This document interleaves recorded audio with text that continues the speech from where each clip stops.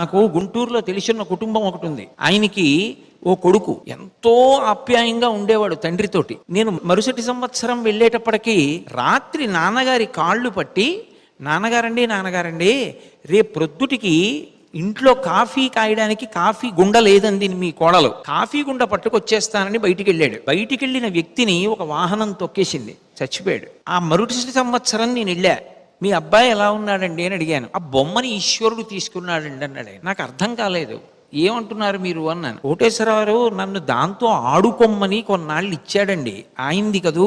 ఆయన అన్నాడు నాకు కావాలా వస్తువు అని ఆయన పట్టుకెళ్ళిపోయాడండి. ఆయనదే కదూ. ఎప్పుడు ఆయన నాకు ఇచ్చినందుకు కృతజ్ఞతలు, అంత మధుర స్మృతులు నాకు మిగల్చినందుకు కృతజ్ఞతలు, అంత స్వతంత్రంగా మళ్ళీ ఆయన దగ్గర నుంచి తన వస్తువుని తాను తీసుకున్నందుకు, నా మీద ఆ స్వాతంత్రం ఉంచినందుకు ఆయనకి కృతజ్ఞతలు అన్నాడు. అది వ్యక్తి.